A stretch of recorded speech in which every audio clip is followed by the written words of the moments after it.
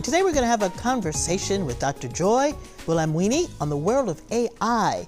She's an advocate for ethical and inclusive AI and the founder of the Algorithmic Justice League, which advocates for policy change. And she's also the author of the best-selling book, Unmasking AI, My Mission to Protect What is Human in a World of Machines.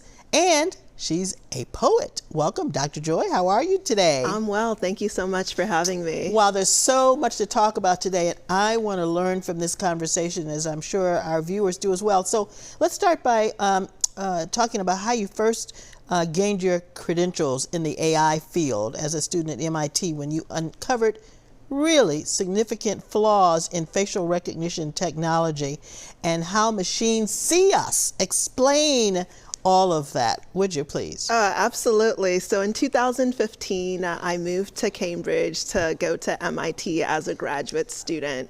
And one of the first things I took was a course called Science Fabrication. You read science fiction and you create something you probably otherwise wouldn't do if not for the class. So what I wanted to do was see if I could shapeshift. I was inspired by Anansi the spider stories, being from Ghana, this trickster spider that could shapeshift. But we only had 6 weeks, so I wasn't going to shift my body anytime soon. So I thought, what if I could change my reflection in a mirror? And so I found a material, half silvered glass, that actually lets you project light behind the mirror. And if it's black, the rest of it looks like a regular mirror. So now it's almost like a video filter on your face, but instead of being through your camera, it's on the mirror. So I was just building this for fun. And when I got that to work, I said, okay, I want to look like Serena Williams or a lion. What if this image on the mirror could actually follow my face? So to have the image follow my face while looking into the mirror, I decided to get a webcam and add some face detection software. This is where things go sideways. So the face detection software was actually not consistently detecting my face until I literally, this is the swipe mask. I put on the swipe mask, and before it even got all the way on my face, the white mask was detected and not my dark skin. As a face. And so that's what made me start questioning, wait a second, is AI as neutral as I assumed it should be? And you found that it was not. And in fact, you produced a mini documentary called The Coded Gaze, which kind of introduced more about this concept. Let's watch a little bit of that now. I have a confession. Sometimes, with no one in sight, I code in a white mask.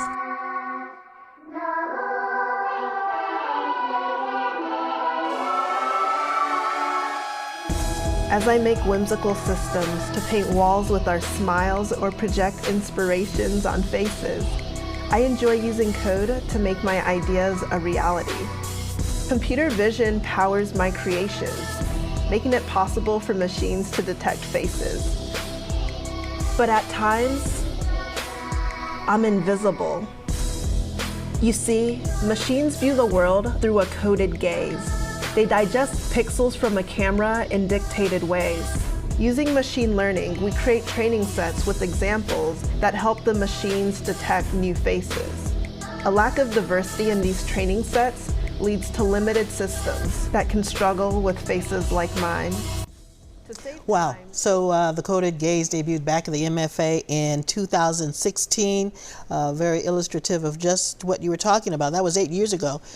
With advances in tech moving so fast, has anything changed? Or is it pretty much stuck in the same place? The conversation has changed and awareness about these systems have changed. So since that video at the MFA, we actually produced a documentary, Coded Bias. Which is on Netflix? It is. Okay. Emmy nominated and all of that. Oh, wow. You know, and in that documentary, we show facial recognition being used both in the US and in the UK.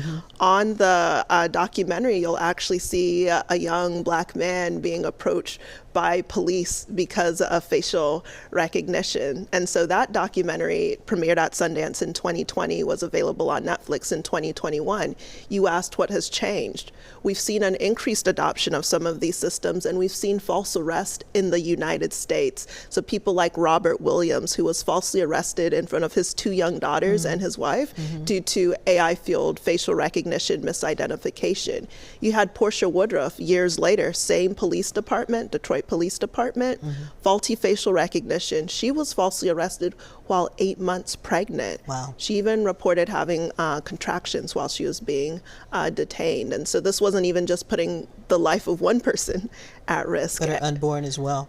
You know, so many new terms coming out of this AI world. Back up a bit, tell us what coded gaze means. Yes, so I came up with the term coded gaze building on cousin concepts like the male gaze or the white gaze, or some might have heard of the post-colonial gaze, but to that whole thing, it's really a reflection of who has power, who has the power to shape the priorities, the preferences, and also at times embed their prejudices into the technology that's shaping the rest of our lives. Wow, and you founded the Algorithmic Bias, the Algorithmic Justice League to combat this kind of bias that you see. Give us more examples, if you will, of how bias has been baked into the technology.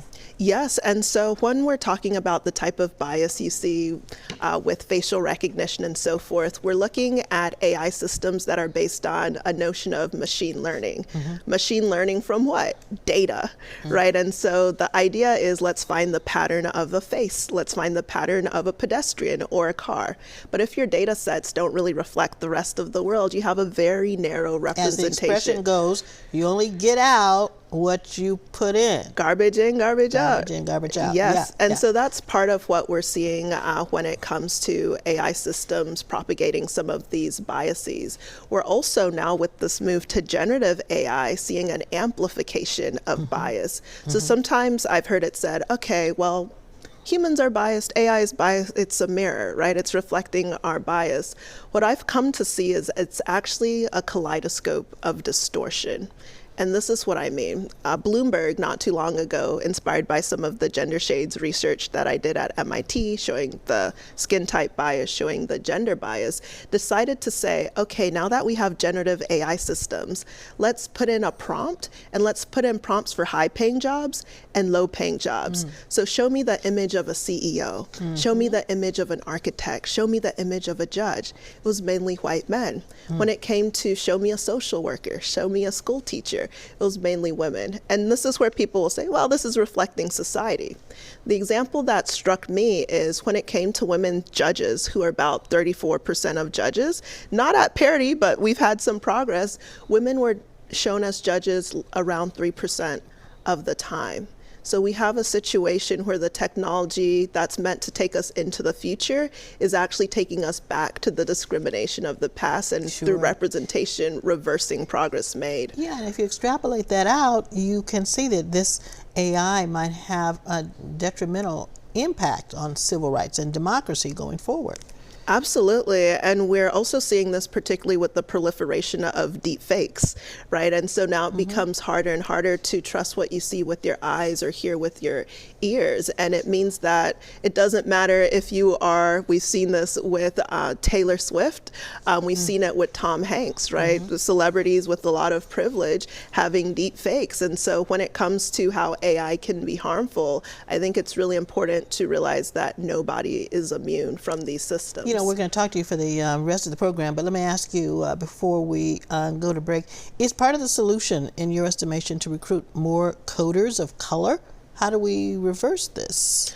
I think that is a part of the solution, but not the entirety. And part of why I say that is I built the Aspire Mirror, the project that didn't detect my face. So if you change the people, but you don't change the processes, you're not going to transform the system. But people who have different perspectives help to change the processes.